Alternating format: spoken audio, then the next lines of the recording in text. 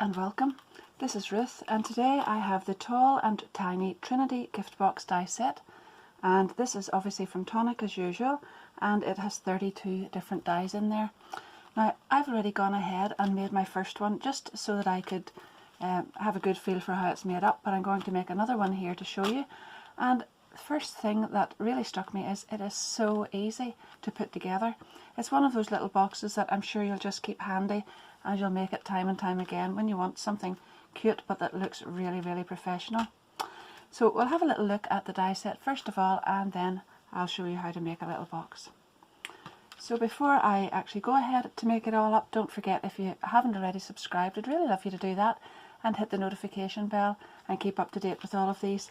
And if you want, you can give me a little thumbs up at the end and leave me a little comment, because that always helps my channel on its way. Thank you very, very much to everybody who does that. So first of all, this is the die set, and you can see this longer area here is for the tall, and this one then is for the tiny. So you really only need to cut out 2 of these and the base, and the rest are purely decorative. These are the pieces that you need to make the boxes. So this is the tall and the tiny. And then you can see in here there are lots of little dies that make up a solid shape. These ones will make a pattern shape. If you use this, you'll get a perfectly solid shape out like that. And if you use this together, then you're going to get what I've got here on the black area. Now you can actually just use this piece on its own, or any of those decorative ones without the outside piece, and that will cut the pattern into your little box. And that way you could either line it with vellum or whatever and put a little tea light or something inside, or even just put a gift inside that you want to see through into. And that applies to both of these, and they're really, really lovely outside edges there as well. Now the other pieces then are the handle. So you have 2 options for the handle. You can have either of these, and I've actually used them both. So these other little pieces then are tags, and this is the lid, and this is actually quite ingenious, although again really, really easy to put together. The pieces here could be used for bunting. I just want to show you that as well. So you've got the plain one, and then a little pinhole edge, a little tiny scallop, and a beautiful slightly different decorative shape there, and you could just use those together and make a really, really beautiful set of bunting. And I have no idea why, but probably because it's just past Easter and I have been making sort of things with carrots and whatnot, you know, sort of bunnies and carrots and whatnot. And then I have another little channel which I put some food, little bits and pieces of crafty kind of looking food on, and I've been using carrots. And when I cut that out, I thought, wouldn't that be lovely if you put some shading on it with an orange pencil or whatever, and some foliage at the top, and there's your carrot as well. Now I've been out in the garden and we've lots and lots of flowers out at the moment, and quite a few of them are orange. There's poppies and different things like that, and it just made me come in and want to use some orange card. So orange and black is beautiful. I have cut out orange, I've cut out some of this beautiful shiny black mirror card, and then I've brought in lots of little pieces from the Mariposa Moments, and that's available on Tonic as well.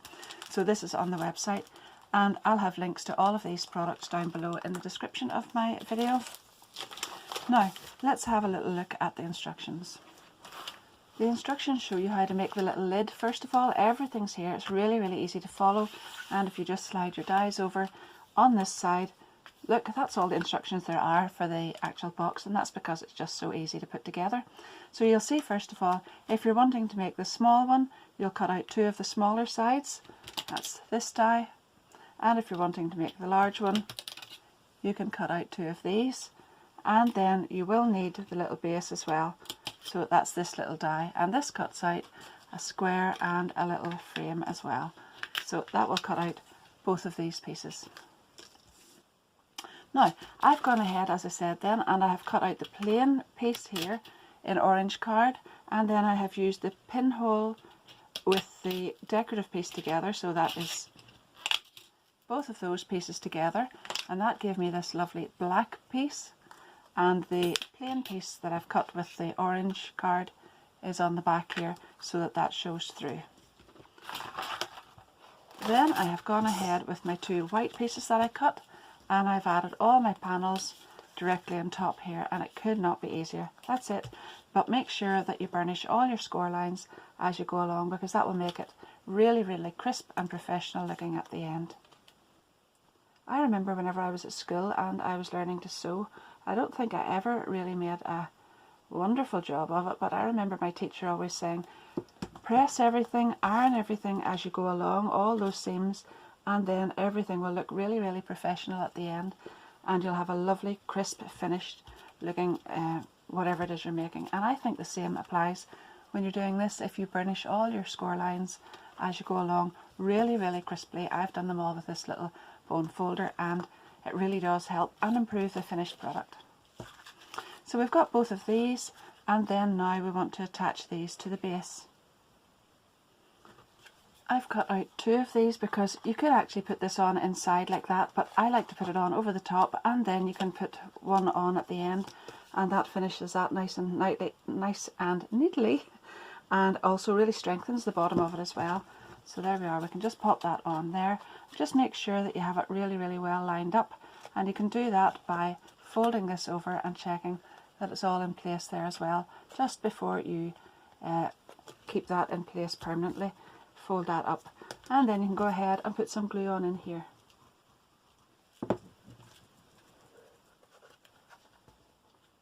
And then I like to hold it up like this, and again with my little bone folder I'll just press down in there, and that way I know everything's nice and neat and tidy and pushed really, really well in.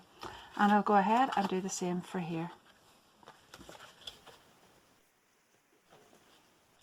Now I'm also going to attach this piece.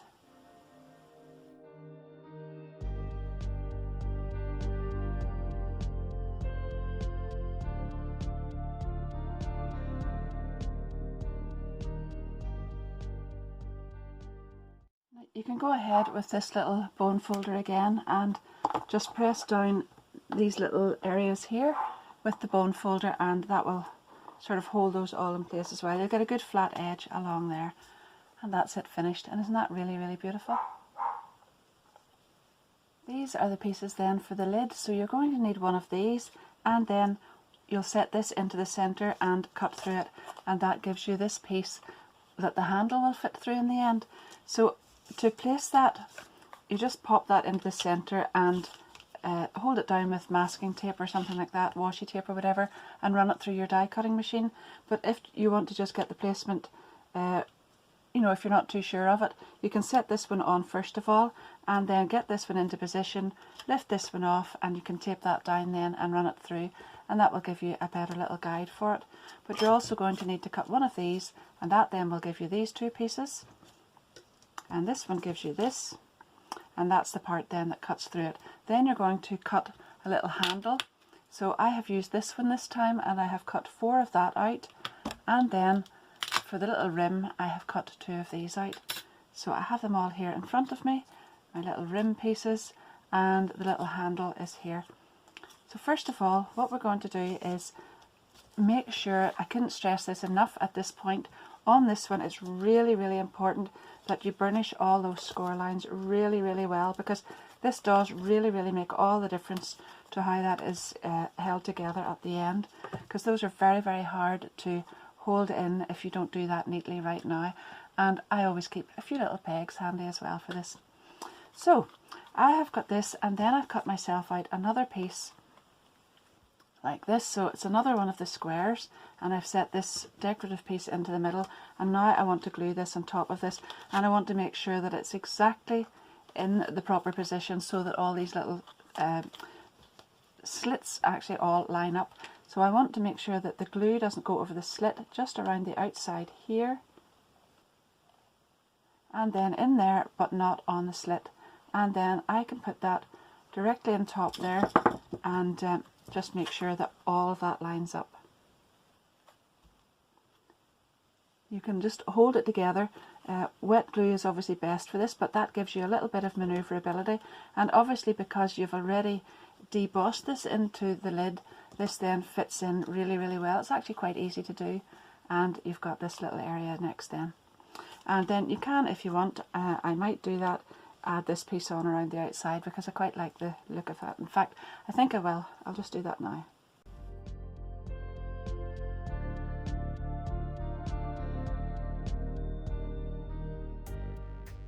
Now, next we have these two little pieces, and again I have burnished all those lines really well, and what I want to do then is glue this together here.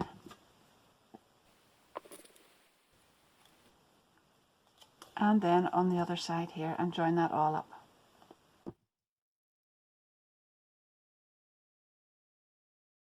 Now you're going to take the little handle pieces, and this is the top side, so this is the sort of finished side that I would say. Fold that down in the centre there and fold the two right sides together, and again burnish all those score lines really well.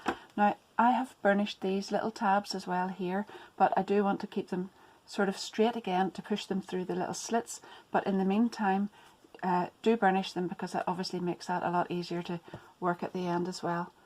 And glue all of these together, and then we'll pop on to the next part because this is really lovely.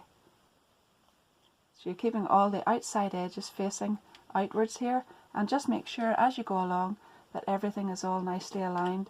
Just take your time with wet adhesive like that, and the glue instead of tape or whatever you would use. It just gives a little bit of manoeuvrability to make sure that you get all of those in the right place, and then it looks really well finished at the end.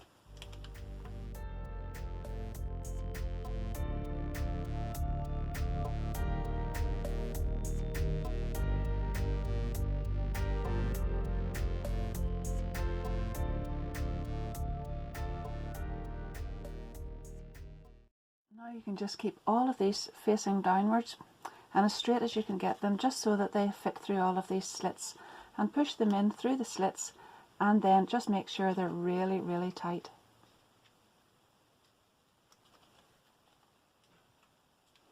So when you pop it down, just make sure that this is rightly closely aligned, and everything will look really neat at the end. Then you can pull the tab, and then you can see just how close it can come, and it won't come any further, but it looks really neat.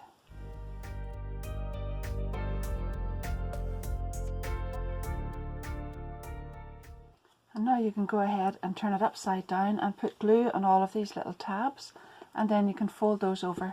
When you've done that, then you can take this other piece that came from the centre here and glue that over the top to tidy that all up.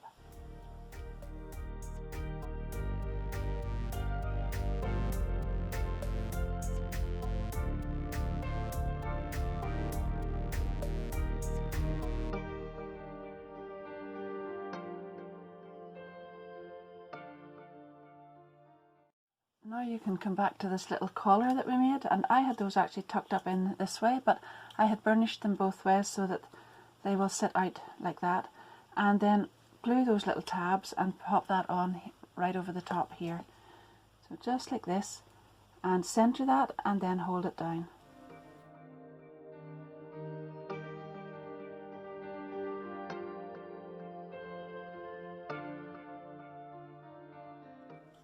That's really tidy. It's a lovely neat closure, but what you do next then is, and this is why it's so important to have these already burnished, you see, hopefully you can see that on there, but where these are just coming up to that fold line, just fold that over, glue those tabs in, and that looks really neat at the end. It sort of folds in on itself and makes a really neat looking little lid. And that's where I bring my little pegs in.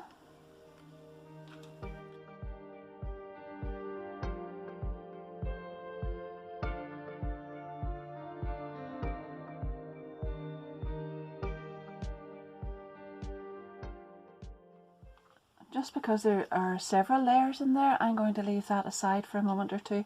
It looks really funny, doesn't it, with all those pegs on?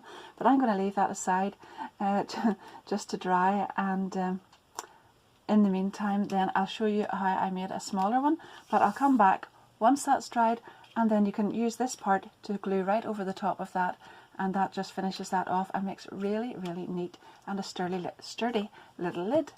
And there's the beautiful box. Now I've made the smaller one as well, and I've used the beautiful Mariposa paper that I was talking about there, and I've actually cut 2 of the big butterflies out of that because I sort of like my samples to match in with each other. It always looks nicer on the photos at the end, I think. And I've cut some of those butterflies out and I'm going to pop them on there as well. But on this smaller one, I just wanted to show you, I've got the lid and I've used a different sort of handle on the lid this time, and I've used the papers, the butterflies and whatnot. But whenever you're doing this and the pattern is sort of made for you already, it doesn't matter whether the paper is upside down or not. That's sort of immaterial whenever it's just plain and there's no pattern on it. But when you come to one that there is a directional pattern on, don't forget that you will need 4 for around the base with the pattern facing upwards, and then just flip it over and then make sure the pattern is facing downwards then on this one as well, because you could go along with the little triangle or whatever. I'll just lift one out here and cut that out 4 times this way, and then pop it up this way and cut it 4 times for around the top, and that is really, really important. And then I've got the lovely little lid on this here. Look how well that closes, isn't that really beautiful? And it's really lovely the way it just folds in on itself there. And then I've taken 2 of the tiny little butterflies and sort of decoupaged them onto the top of that as well, and that looks really, really lovely. Now, I didn't have enough of that paper left to have these all the same the whole way around, but I don't think that really matters. Well, it doesn't matter to me anyway, but I just rather like them the way they are. So I'll go back to this one then and take all the little pegs off and finish the little part in underneath.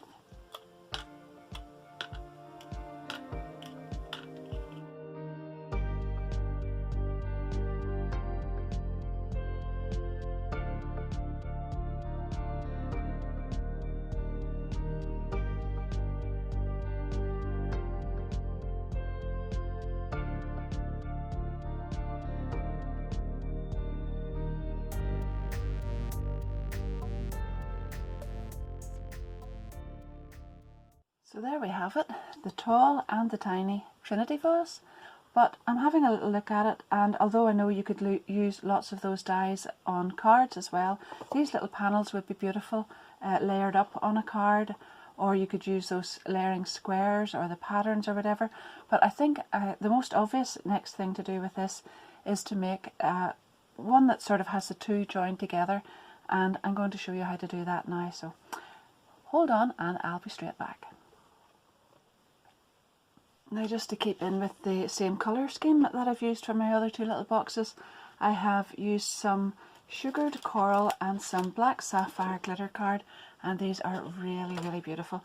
The coral one here sort of is an orangey tone on one shade and a goldy way the other, but it sort of moves, well, it sort of shifts as you move it, I think. That would be the best way to explain it.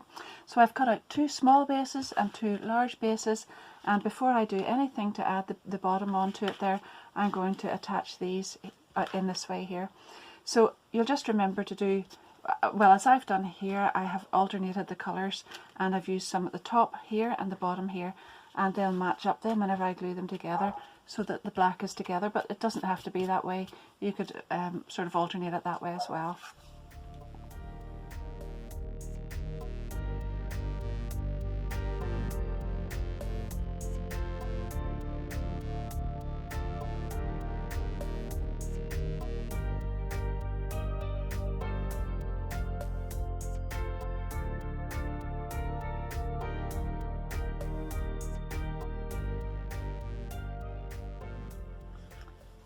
Now then, I can go ahead and glue the base on in exactly the same way as I did the other, except that I'll have longer sides this time. But when I come to the joining the sides up, it's just the same, except that I follow the glue line along the tab here and then up here. And it's really, really easy. So I'm going to put this one on first, and then I will add the second one on over the top in the same way as I did for the other 2 little boxes to cover up these little glue tabs here.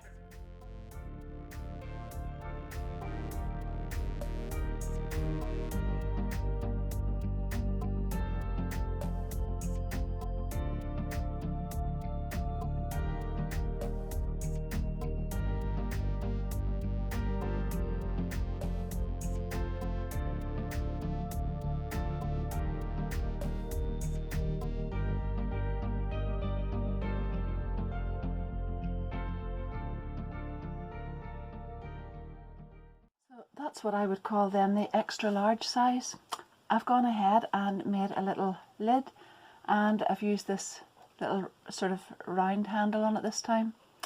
Now you could leave that just the way it is there, but I thought I might like to add some black ribbon around there, so I'm just going to glue that along the whole way around, and then I've got a little black bow to put on top there, and then just in keeping with the rest of my samples, I've cut out this little butterfly and I'm going to attach that on as well. So first of all, I'll add this ribbon on.